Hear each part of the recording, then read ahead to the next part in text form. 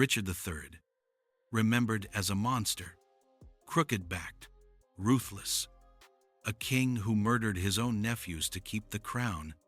But what if I told you there is not a single contemporary source that describes him that way? What if the image of evil Richard only appears after his death, under a dynasty that needed him to be the villain? Then the real question is not, who was Richard III? It is, who created the monster? And why has England believed it for 500 years? Most people think history is written by evidence, by documents, by facts, by truth preserved on the page. But history is rarely written by those who lose. It is shaped by those who survive and by those who rule. When a dynasty replaces another, it does not only inherit a kingdom, it inherits a dangerous past. Enemies must be explained, violence must be justified, and legitimacy must be manufactured. This is where myth enters history, not as a fairy tale, but as a political tool.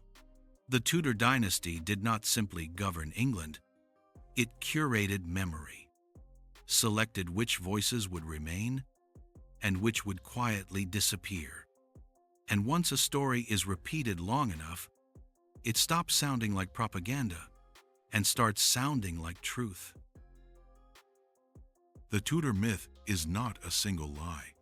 It is a system, a way of organizing the past so that the present appears inevitable.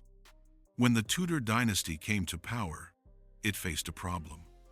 Its claim to the throne was weak, its victory was recent, and the memory of those it replaced was still alive. So the past had to be stabilized. The civil wars before the Tudors were reframed, not as a struggle between rival houses, but as a dark age of chaos and moral collapse. Into that darkness, the Tudors placed themselves as the solution. Peace after disorder, unity after division, legitimacy after bloodshed. This is the core of the Tudor myth. It does not invent events. It selects them. It amplifies some voices while allowing others to fade into silence. Figures who threatened Tudor legitimacy were transformed. Complicated men became simple villains. Ambiguous actions became moral crimes. And over time, repetition did the rest. Chronicles echoed one another. Plays reinforced the image. Education inherited the story. Eventually, the myth no longer felt like propaganda. It felt like common sense. This is why the Tudor myth endured, not because it was perfectly designed, but because it was endlessly repeated. And once a version of the past becomes familiar, challenging it feels dangerous, unpatriotic, revisionist, even immoral. But history is not a moral lesson. It is a record of power, and the Tudor myth is what happens when power is allowed to curate memory. To understand Richard III, or the princes in the tower, or why certain figures are remembered as monsters, you must first understand the machine that made them so. The Tudor myth did not spread by accident. It worked because it was built into institutions, not in one place, but across many. At court, history became a matter of access. Royal favor determined which voices were heard and which were excluded. Chroniclers who aligned with the new regime were rewarded. Those who did not quietly disappeared from the record. Over time, this created a dangerous illusion that agreement meant truth. The law reinforced this illusion. Acts of Parliament did more than govern behavior. They defined loyalty. To question the Tudor claim was not simply disagreement, it was treason. And once dissent becomes a crime, silence begins to look like consensus. The Church extended the process further. After the break with Rome, authority over faith and memory merged. Sermons repeated the same story. Order had been restored. God had chosen the Tudors. When legitimacy is framed as divine, questioning it begins to feel sinful.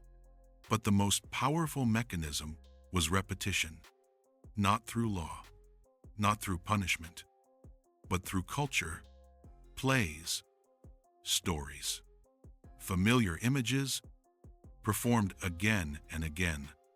By the time Shakespeare wrote his histories, the narrative was already fixed.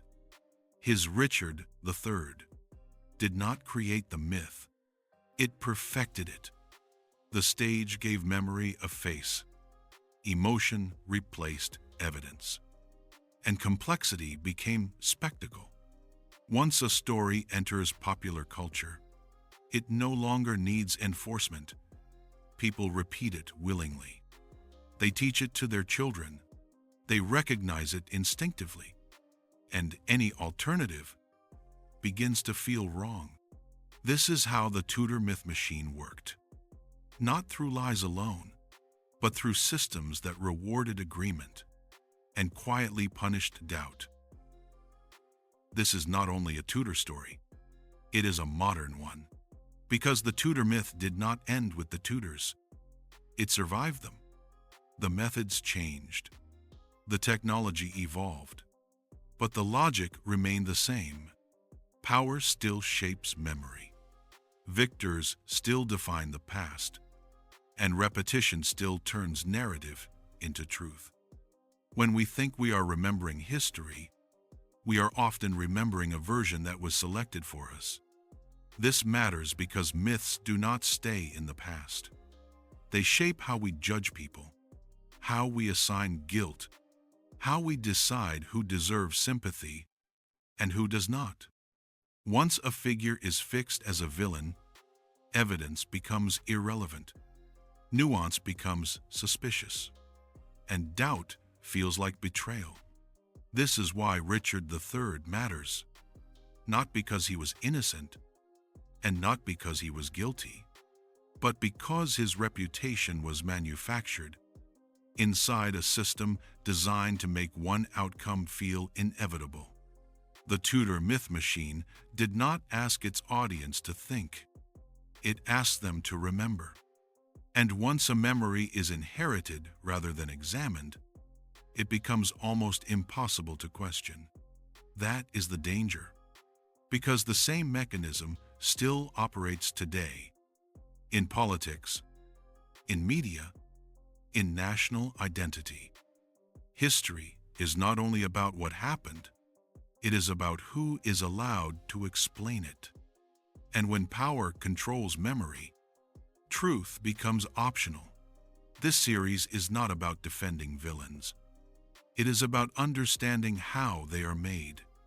Because until we understand the machine, we will continue to mistake repetition for evidence and familiarity for truth.